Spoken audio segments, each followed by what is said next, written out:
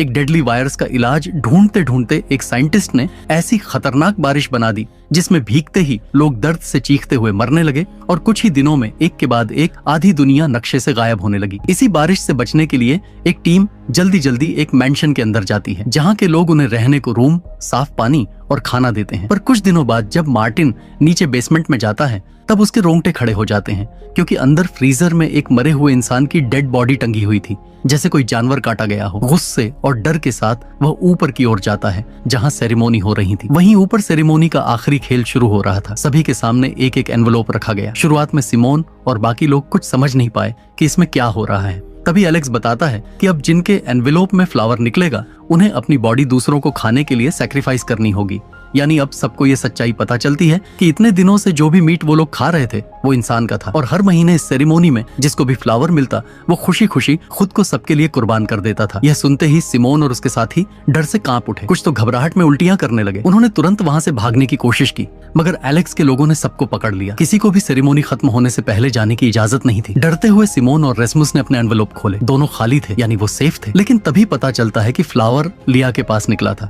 अब उसकी बारी थी खुद को सैक्रिफाइस करने की। लिया डर से रोने लगती है लेकिन तभी नीचे से मार्टिन आ जाता है। आते ही वो एलेक्स के मुंह पर जोर से मुक्का मारता है। तभी पीछे से हेडी आकर मार्टिन को गन पॉइंट पर रोक लेता है। एलेक्स बताता है कि उसके पास ये सब करने के अलावा कोई रास्ता नहीं था। वो कहता है कि यहाँ रहने वाले सब लोग इस सिस्टम को जानते हैं और क्योंकि किसी का भी नंबर कभी भी आ सकता है इसलिए सबका बिहेवियर हमेशा अच्छा रहता है। तभी कैरन आगे बढ़ती है और लिया के हाथ से वो फ्लावर खुद ले लेती है। दरअसल अब कैरन लिया को अपनी बेटी की तरह देखने लगी थी और वो नहीं चाहती थी कि उसे लिया को खाना पड़े, इसलिए इस बार वो खुद को सैक्रिफाइस करने का फैसला करती है। लिया उसकी बात सुनकर फूट फूट कर रो पड़ती है लेकिन कैरन उसे वहां से जाने को कह देती है। तब मार्टिन अपने साथियों के साथ वहां से निकलने लगता है। जाते जाते सिमोन हेडी से अपने पिता फ्रेडरिक के बारे में पूछती है। तब हेडी एक शॉकिंग बात बताता है कि वो खुद फ्रेडरिक का असिस्टेंट था और दुनिया को बर्बाद करने में उसका भी हाथ था। यह सुनकर सिमोन बाकी सब के साथ वहां से निकल जाती है। उनके जाने के बाद एलेक्स हेडी को भी अपने ग्रुप से निकाल देता है। उसके मुताबिक वो ऐसे इंसान को अपने साथ नहीं रख सकता था जिसने इस वायरस को फैलाने में हाथ बटाया हो। उधर मार्टिन और बाकी सब जंगल में बैठकर सोच रहे थे कि अब आगे किस रास्ते से बढ़ा जाए। तभी अचानक से हेडी गुस्से में वहां पहुंच जाता है। वो कहता है कि उसने वो सिरिंज रेसमुस को किसी खास वजह से लगानी चाहिए थी। किसी को समझ नहीं आता कि उसका मतलब क्या है, लेकिन इससे पहले कि कोई कुछ कर पाता हेडी खुद ही वो सिरिंज अपने अंदर इंजेक्ट कर लेता है। उस सिरिंज में वही डेडली रेन वायरस था जिससे वो तुरंत इन्फेक्टेड हो जाता है। मार्टिन बिना देर किए उसे गोली मार देता है ताकि इन्फेक्शन आगे न फैले। लेकिन अब सबके दिमाग में एक ही सवाल घूम रहा था कि आखिर फ्रेडरिक की कंपनी ने इस वायरस को इतनी बड़ी मात्रा में बनाया ही क्यों था। रात होने पर सब बास के एक पुराने शेड में जाकर रुकते हैं। मार्टिन मैप देखकर बताता है कि क्वारंटीन वॉल जो शहर को बाहरी दुनिया से अलग करती थी, यहाँ तक पहुँचने में अभी थोड़ा और समय लगेगा। वो सुझाव देता है कि पास के बंकर से थोड़ा खाना और सामान उठा लेना चाहिए। सिमोन भी इस बात से सहमत हो जाती है लेकिन रेसमुस उन्हें रोकता है। वो कहता है कि उसे कुछ ठीक नहीं लग रहा और वो चाहता है कि बाकी लोग अकेले ही जाएं। साथ ही वो जानबूझकर बिएट्रिस को अपने पास रोक लेता है ताकि कोई उसका ध्यान रख सके। इस तरह मार्टिन, पैट्रिक और सिमोन पास वाले बंकर की तरफ निकलते हैं। रास्ते में मार्टिन बस सिमोन से बात करता रहता है जिससे पैट्रिक को काफी बुरा लगता है। आखिर वो 6 साल से साथ थे लेकिन अब चीजें बदल चुकी थीं। सिमोन के आने के बाद से मार्टिन का ज्यादातर समय अब उसके साथ बीतने लगा था। थोड़ी देर बाद तीनों बंकर तक पहुंच गए। वहां पहुंचते ही साफ लग रहा था कि कुछ देर पहले तक वहां कोई मौजूद था जो अब वहां से जा चुका है। मार्टिन ने सभी को तुरंत खाने पीने का सामान इकट्ठा करने के लिए कहा जबकि वो खुद आसपास की जगहों को चेक करने लगा। तभी उसे एक ड्रॉर में कई कीचेन्स और ग्लासेस रखे मिले जिन्हें देखकर वो थोड़ा हैरान रह गया। उसी वक्त पैट्रिक को एक टैबलेट मिला और उसमें मौजूद डेटा देखकर तो उसकी हालत खराब हो गई। दरअसल उस टैबलेट में कई लोगों की वीडियोस थीं जिनमें कुछ डॉक्टर्स उन्हें पकड़कर उन पर एक्सपेरिमेंट्स कर रहे थे ताकि वो इस वायरस का एंटीडोट बना सकें। और इन सबको वीडियो कॉल पर एक डॉक्टर गाइड कर रहा था। जब सिमोन ने उस डॉक्टर का चेहरा देखा तो उसके पैरों तले जमीन खिसक गई क्योंकि वो कोई और नहीं बल्कि उसका अपना पिता फ्रेडरिक था। ये देखकर सिमोन पूरी तरह टूट गई। तभी उसे एहसास हुआ कि ये बंकर दरअसल कुछ हंटर्स के थे जो इधर उधर भटकने वाले लोगों को पकड़कर फ्रेडरिक की कंपनी में भेज देते थे ताकि उन पर नए एंटीडोट्स का टेस्ट किया जा सके। पैट्रिक को ये सब जानकर बहुत गुस्सा आ गया और वो फ्रेडरिक को लेकर उल्टा सीधा बोलने लगा। मार्टिन ने बीच में आकर उसे शांत करवाया और कहा कि उन्हें फौरन यहाँ से निकलना होगा। अगर ज्यादा देर हुई तो वो खुद भी टेस्ट सब्जेक्ट्स बन जाएंगे। सब जल्दी से सामान समेटकर बाहर निकलने लगे लेकिन तभी अचानक बाहर बारिश शुरू हो गई और मजबूरी में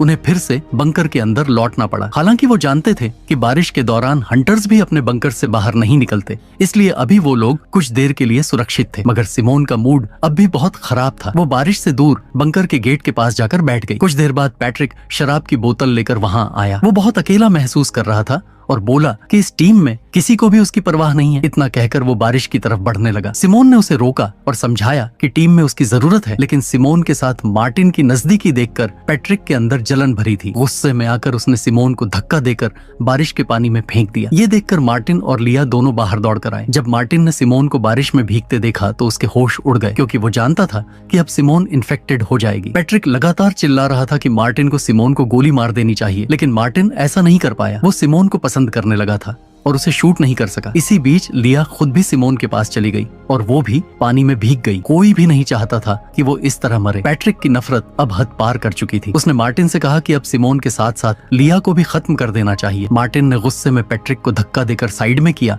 और लिया के साथ सिमोन को उठाकर बंकर के अंदर क्वारंटीन एरिया में ले गया। इसके बाद कहानी फ्लैशबैक में जाती है, जब दुनिया अब भी नॉर्मल थी और पैट्रिक अपनी जॉब किया करता था, लेकिन वो किसी भी काम में अच्छा नहीं था, जिसकी वजह से उसकी गर्लफ्रेंड भी उसे छोड़कर चली गई थी। और पैट्रिक के घर वाले उससे इतने परेशान हो चुके थे कि उसके डैड ने उसे एक कार गिफ्ट की और कहा कि वह इसे लेकर दुनिया घूमने निकल जाए और दोबारा घर में कभी कदम न रखे। ये सुनकर पैट्रिक अंदर से पूरी तरह टूट गया था। कुछ दिनों बाद वह अपनी कार में बैठकर बीच के पास पहुंचा।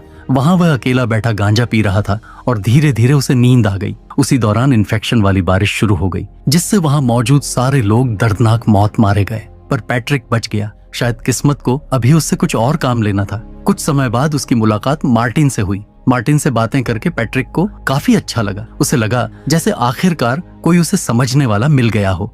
तभी से पैट्रिक पिछले 6 सालों से मार्टिन के साथ था और मार्टिन भी उसकी बातें ध्यान से सुना करता था। लेकिन यह सब तब तक था जब तक उनकी टीम में सिमोन नहीं आई थी। अब प्रेजेंट टाइम में लिया और सिमोन एक आइसोलेटेड रूम में बैठे काफी परेशान थे। दोनों के चेहरों पर डर साफ झलक रहा था। बाहर मार्टिन भी काफी बेचैन नजर आ रहा था। वहीं सिमोन को रेस्मुस की बहुत चिंता थी, लेकिन रेस्मुस तो एकदम मजे में था। असल में रेस्मुस ने जानबूझकर अपनी तबीयत खराब होने का नाटक किया था ताकि बिएट्रिस को अपने पास रोक सके, क्योंकि उसे बिएट्रिस बहुत पसंद थी। अब बिएट्रिस उसके साथ थी और दोनों बातें करते हुए एक दूसरे के काफी करीब आ गए। बातों बातों में माहौल रोमांटिक हो गया और दोनों एक दूसरे को किस करने ही वाले थे कि तभी अचानक छत से एक बारिश की बूंद बिएट्रिस के चेहरे पर गिर गई। ये देखकर बिएट्रिस और रेस्मुस दोनों डर गए और समझ नहीं पा रहे थे कि क्या करें। लेकिन बिएट्रिस के लिए उसका प्यार इतना गहरा था कि उसने फैसला किया कि अगर बिएट्रिस मरेगी तो वो भी उसके साथ मरेगा। इसलिए उसने उसके साथ इंटीमेट होकर आखिरी वक्त साथ बिताने का फैसला किया। कई घंटे बीत गए, लेकिन दोनों में से किसी को कुछ नहीं हुआ। तब उन्हें लगा कि अब बारिश में इन्फेक्शन नहीं है। यह सोचकर दोनों आराम से वहीं सो गए। अगली सुबह रेस्मुस की आंख खुली तो उसने देखा कि एक डॉग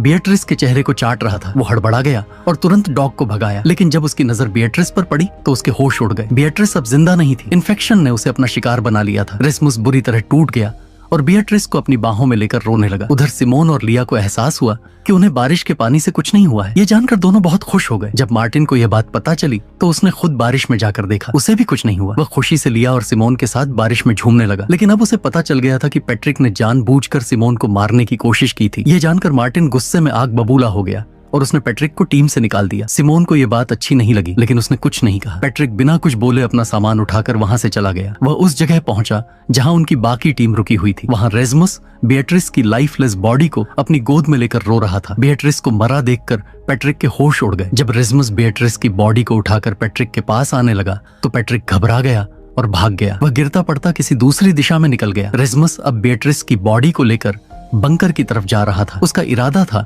कि सिमोन की मदद से पता लगाए कि बिएट्रिस की मौत का असली कारण क्या था। वहीं दूसरी तरफ सिमोन, मार्टिन और लिया राशन का सामान अपने बैग में रख रहे थे कि तभी उन्हें बाहर से रेस्मुस की आवाज सुनाई दी। वे तुरंत बाहर भागे और सामने बिएट्रिस की इन्फेक्टेड डेड बॉडी देखकर सबके होश उड़ गए। सिमोन को अब सबसे ज्यादा डर इस बात का था कि कहीं रेस्मुस भी इन्फेक्टेड न हो गया हो, इसलिए उसने उसे आइसोलेटेड रूम में ले जाकर खुद एक प्रोटेक्टिव सूट पहन लिया। उसने रेस्मुस को कहा कि वह बिएट्रिस से दूर रहे ताकि इन्फेक्शन और न फैले, लेकिन रेस्मुस उसकी बात नहीं मानता और बिएट्रिस के पास ही बैठा रहता है। यह देखकर सिमोन भी दुखी हो जाती है और वहां से चुपचाप चली जाती है। अगर आप यहाँ तक पहुंच चुके हैं इसका मतलब आपको कहानी पसंद आ रही है, इसलिए एक लाइक और सब्सक्राइब तो बनता है।